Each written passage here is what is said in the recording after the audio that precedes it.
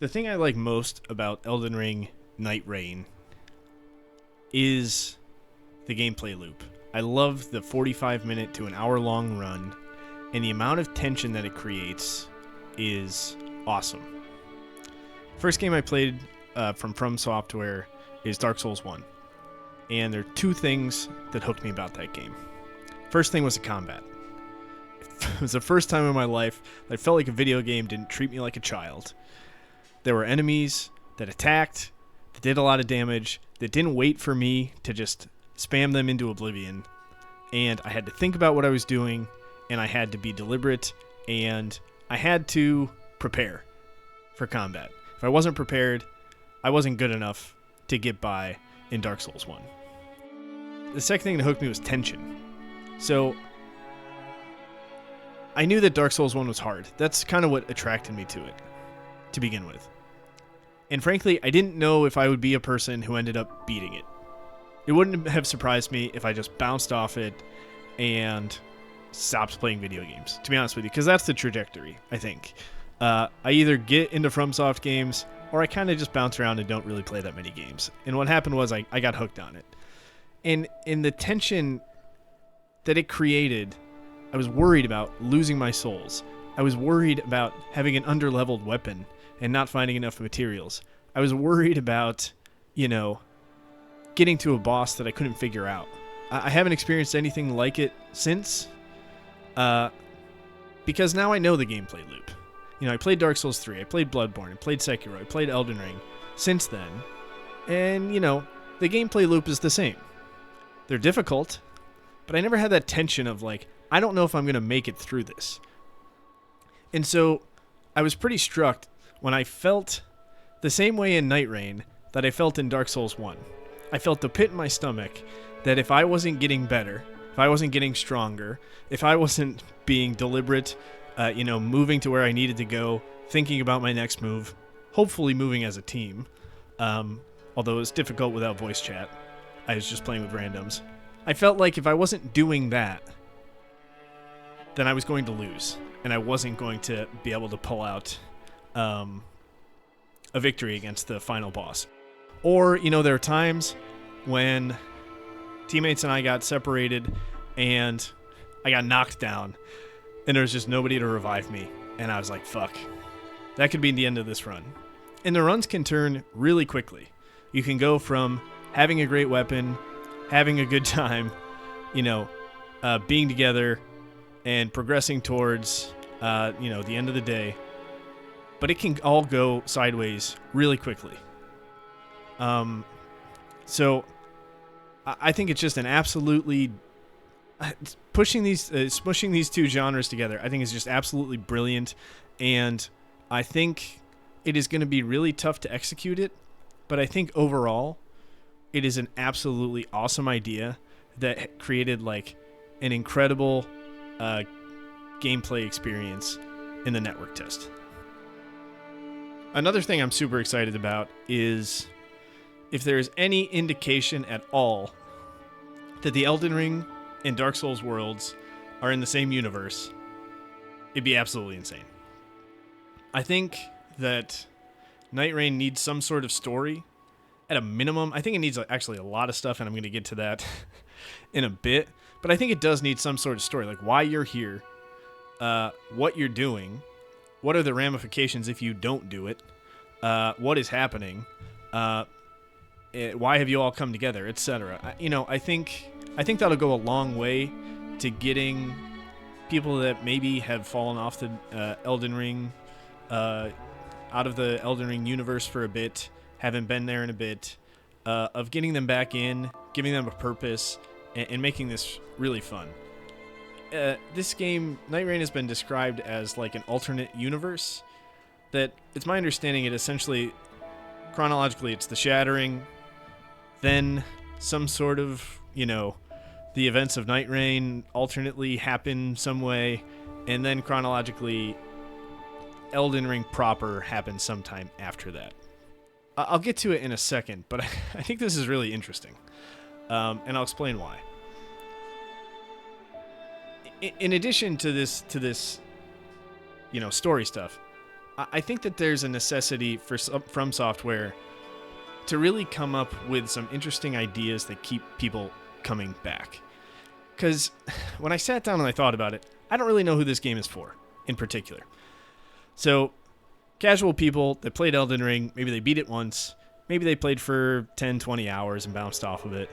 I don't think this game is for those people. Based on my experience in the network test, this is like fast-paced.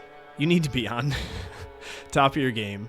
You know, you need to have a pretty good understanding of just like the basic mechanics of Elden Ring in order to really progress in the game. I can't imagine somebody who's never played Elden Ring coming into this and learning on the fly. I mean, maybe there'll be a dope-ass tutorial that completely explains everything in a way where somebody just gets it. But I don't think that's going to happen. So I don't think it's for like casual Kevins that just kind of, you know, blundered their way through Elden Ring. No disrespect. And, you know, it isn't kind of one of their main games. I also, you know, it's obviously not for From Software fans that like earlier titles more than they like Elden Ring. Maybe Elden Ring was a departure for them that they didn't really like. You're not getting those fans back with this.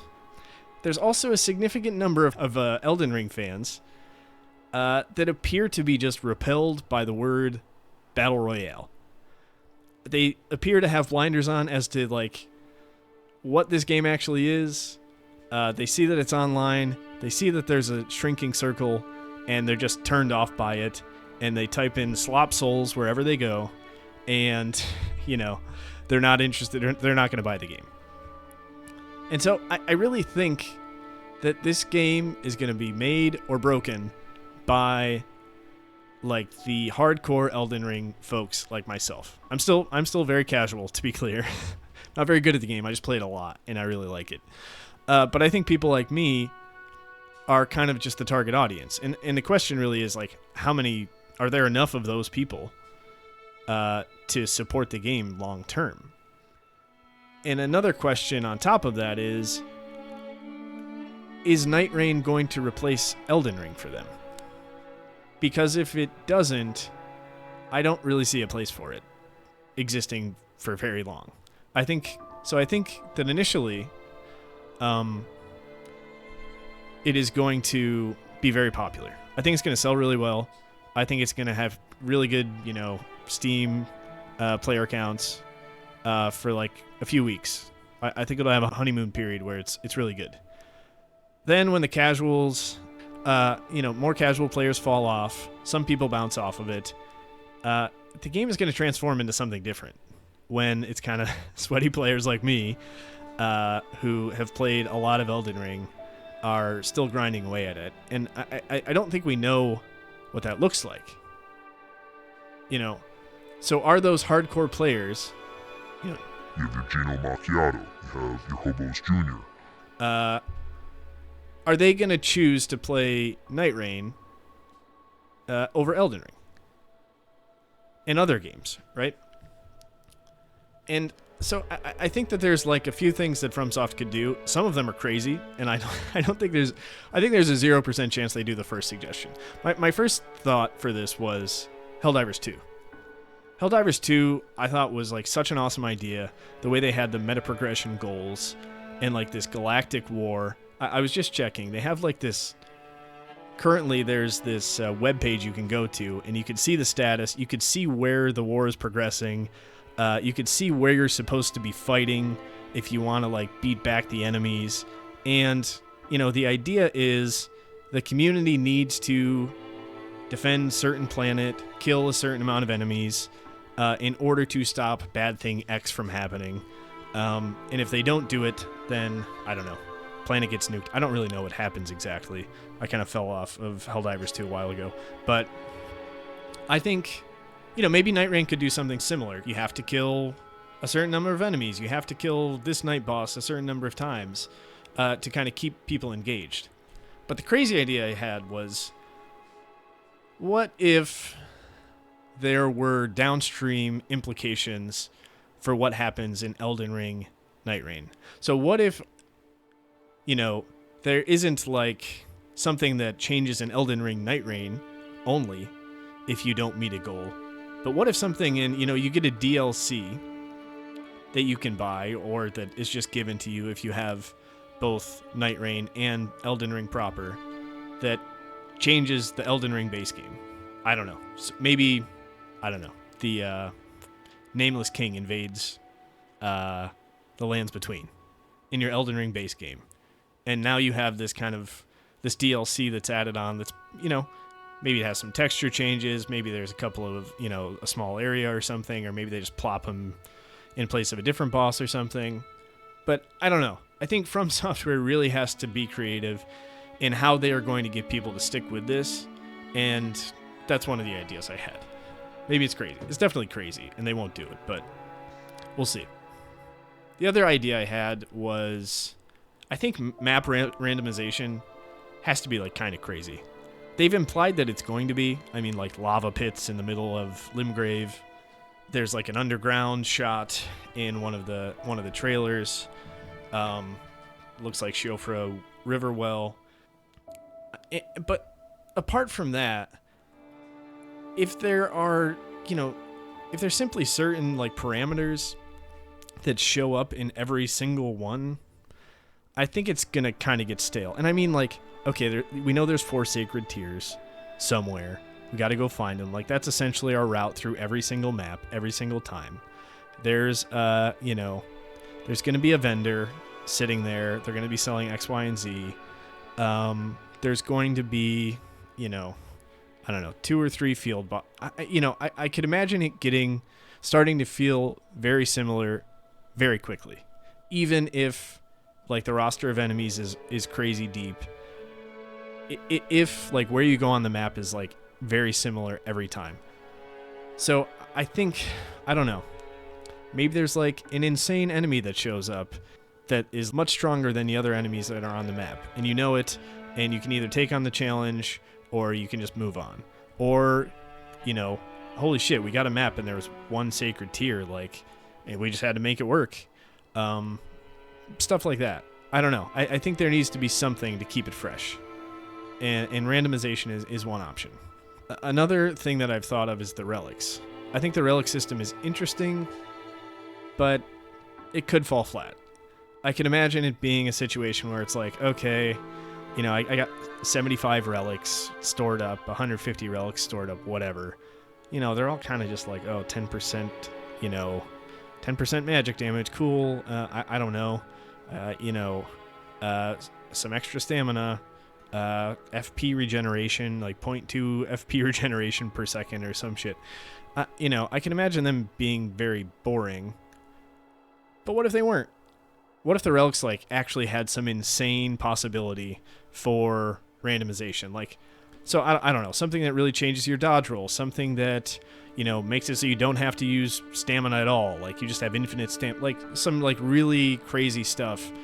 I think it's a good idea to have meta progression, but I'm very concerned that it's not going to be that interesting.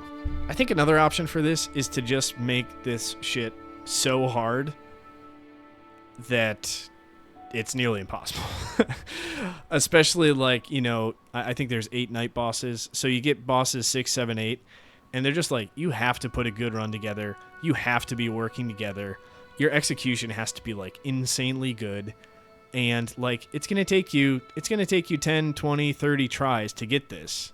That would be a reason to keep coming back. I think that would be interesting. I don't think they will do that because like that just limits your potential pool of players by a significant amount. One thing Night Reign has going against it is like for Elden Ring base game, I can make it as hard as I want to make it, right? I know there's no difficulty modifiers, but like I can do a rune level 1 run. I can do I only level up magic run. I can install mods, randomization mods. I can install, mods that increase enemy health. I can use an unleveled weapon, which I think is fun. There's a lot of different things because you have complete control over your experience. In Night Reign, it's a little bit more difficult.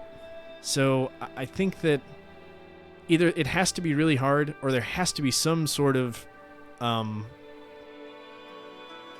challenge mode or, fight the boss with, they're going to have some modifiers to them, like extra health, increased attack damage, inner Ishin to the just regular Ishin.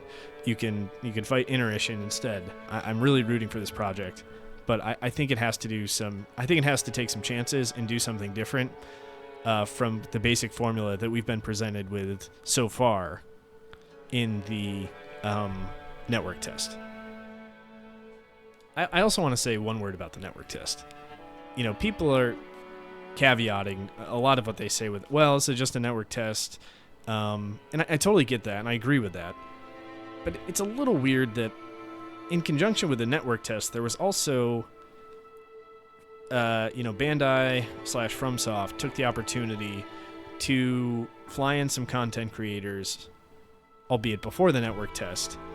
And it appears they only showed them the network test, which appears to be like a rather old build of the game. But I still find it a bit odd that they're holding so much back. Or maybe the truth is they aren't. And, we've seen a fair amount of it, and they just don't want to show their whole hand. But I don't know why they did that event, to be honest with you. I guess maybe to build some hype for the network test, but the network test is to test the network. It's not to get people hyped. I mean, and there was plenty of hype surrounding it, to be honest with you. So maybe they'll do another event after. They'll probably do another event after, but they had the opportunity to show a little bit more, and they haven't. So I'm a little bit worried that what we've seen so far is substantially what we're going to get. And it kind of leads me to my next point, which is there appear to be a few signs that FromSoft is playing this pretty safe. I think that they're not devoting a ton of resources to this. It's clearly a fairly cost-effective project. They can reuse a lot of assets, and I don't think anybody should have a problem with that, and I love it. But they can reuse a lot of assets, try to get some proof of concept, and see if it takes off. And then if it does take off, they could probably invest a significant amount more in it to make sure that they're kind of, maximizing their profitability from this project. But the two things, there are three things actually that really show me that they're a little uneasy. The first is they haven't tinkered with the matchmaking process, which is kind of, I don't know, not the best from Elden Ring. And they're also not having any crossplay. So the fact that there's no crossplay and there's no matchmaking indicate to me that they're not willing to invest in upgrading those systems or, changing those systems substantially in order to account for Night Reign, which is probably going to be a significantly different experience for their servers than their typical single-player games that have multiplayer functionality. So, and it kind of makes sense to me that they would say, hey, we know that it's going to cost us, X amount, $10 million, $20 million, whatever, to revamp this system. Let's wait and see if this works really well. And if it takes off, we can kind of reinvest that money. And what I'm really hoping is it does take off, they do reinvest that money, and matchmaking is fixed for Night Reign, and there is crossplay eventually, and for their future games, which is the big kicker. So that'll allow us to reinvest this in and make their, all of that stuff better for the future. The other thing that I find to be, people don't want to believe this, but the only map we're getting is Limveld, which is a play on Limgrave. And that to me says okay, we're going to see how this goes, and then we can drop maps as we see fit. Because Elden Ring has the most distinct, sick maps and world building of any game I've ever played, and it's not close. And the fact that they would just be oh no, just do Limgrave. It has to be that they're holding back because they don't want to invest the resources, or because they want to sell it to us later, or both. That's the only reason they can have for that. And I'm really hopeful. Anything they put out for this, I'm gonna buy. It doesn't matter. Even based on a network test, I'm going to like this game. I'm going to play it a lot. and I'm going to buy everything they put out. But I think they're being pretty cautious. And, I understand that to a certain extent, but it does have a little... I am slightly nervous that I'm going to get pretty annoyed at playing Limgrave/Limveld over and over again.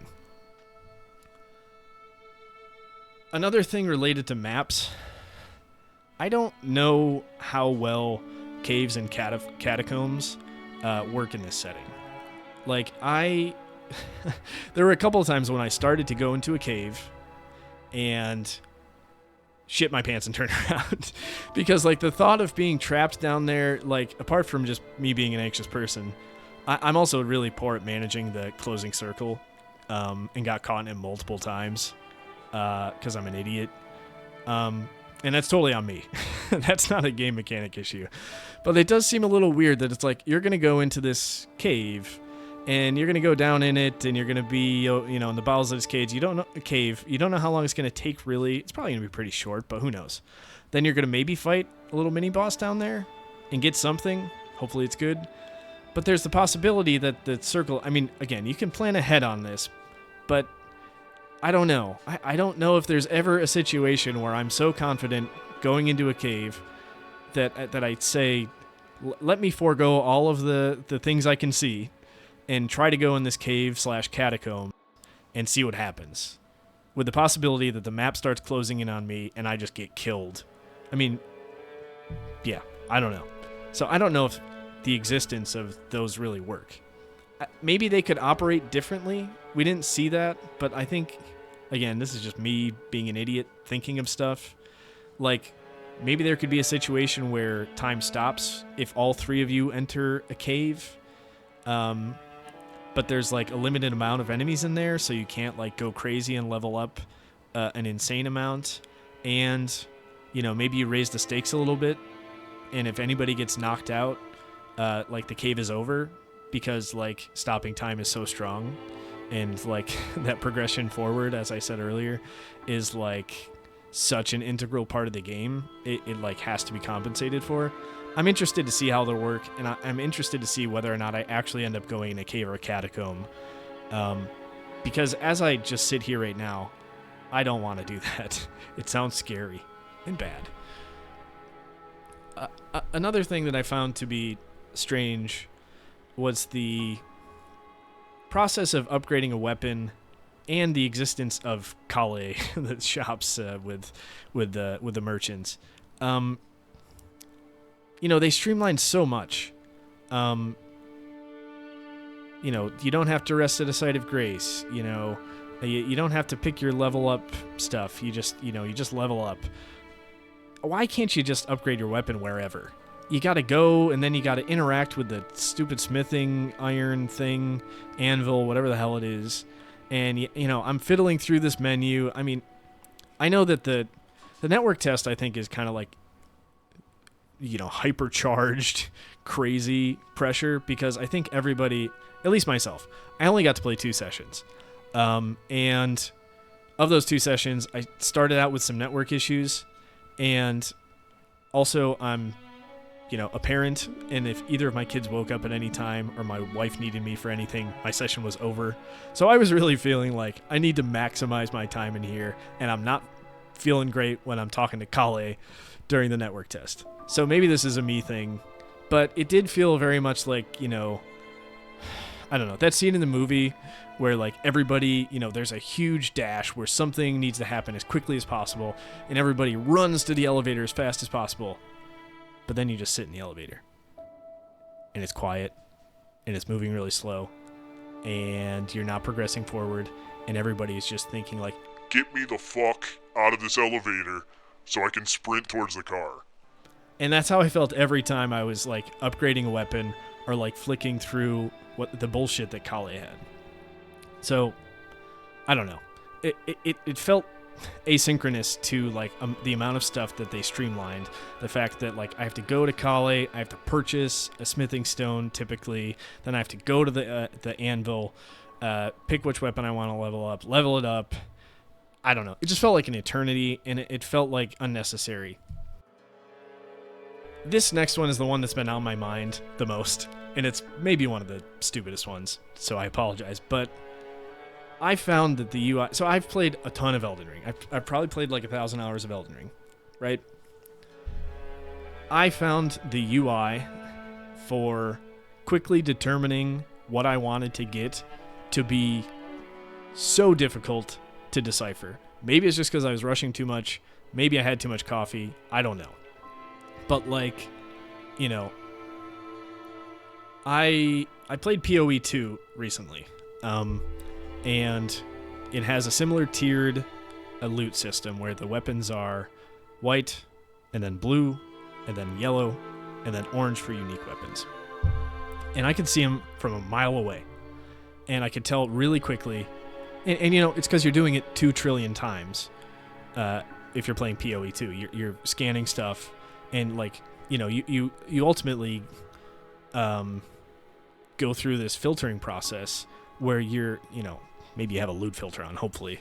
But, you know, you go through this process where you're, like, quickly filtering out and, like, quickly identifying, wow, blue really pops out. Orange, holy shit, I haven't seen orange in a while. And it's immediately identifiable. The UI in Night Reign, I'm, like, looking at it, and there's, like, 6 weapons that I'm going through. And it's like, okay, 123, and this is, like... +1, is it? No, it's not +1. It could be +1. It needs to be way more clear, in my opinion. It needs to be like, first of all, I don't think you should have to like open them. I think it should have like the windows like they do in ARPGs. And second of all, it needs to be readable at a glance.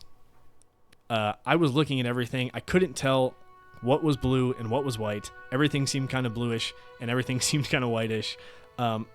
Again, this could just be a me problem, but I thought that the UI was not clear enough based on the time pressure and the tension of the situation. I thought they could do a way better job of making it way more readable and way more usable. I don't want to harp on this next one. They have to do voice chat. There's some conceivable situation where they come up with something other than voice chat, but I'm a person that hates voice chat. I just talked about Helldivers 2. I played a lot of Helldivers 2. I never spoke once. Yeah, that might be a me issue, but I need to speak to people in Elden Ring Night Reign. I don't think it's possible.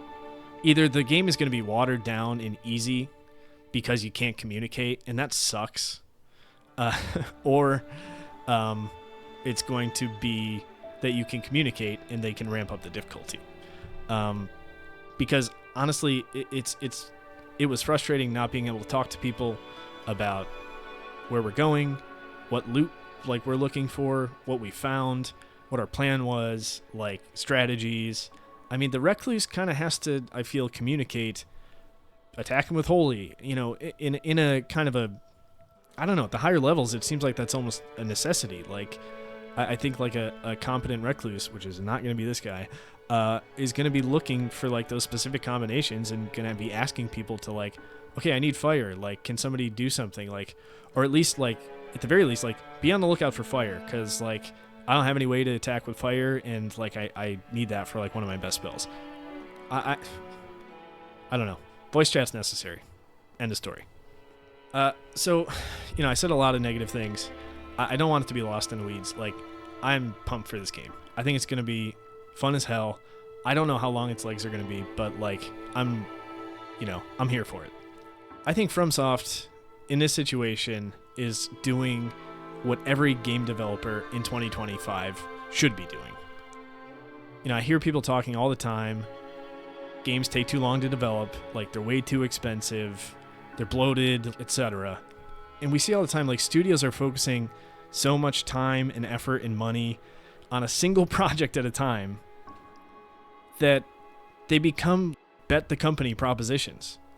If the game doesn't do well, the company's dead and everybody's laid off. And From Software is being so smart about this. They clearly have multiple projects they're working on, including Miyazaki's next project, which like I could not be more excited for, and which is it's gonna explode. Regardless of what it is, it's gonna be huge.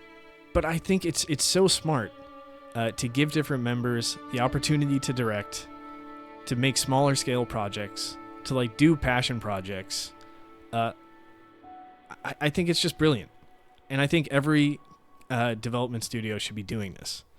And I can't imagine a single video game fan that wouldn't want their favorite developer to do this.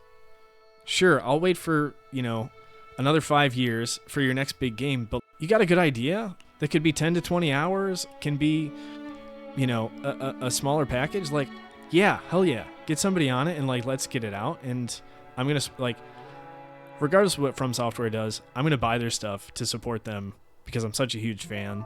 And I want them to have all the money that they need to continue to, pursue their creative vision and to give me what they think I need. And, I'm especially grateful that Miyazaki and From Software are clearly giving these these new directors, complete creative license to, make what they want to and to implement their vision. The director of Night Reign is Junya Ishizaki, and he has been at From Software for a really long time. He has credits dating back to Dark Souls 1. And you know what? He likes co-op multiplayer experiences. He said that, and this is the game that he wanted to make.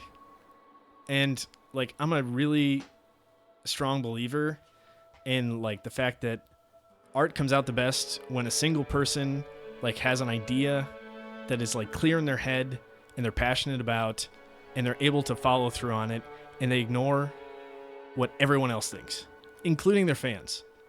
When artists start trying to please their fans and give them what they think they want, everything fucking falls apart. So, I'm rooting for Junya Ishizaki. I'm rooting for Elden Ring Night Reign. And I hope it gets a fair shake.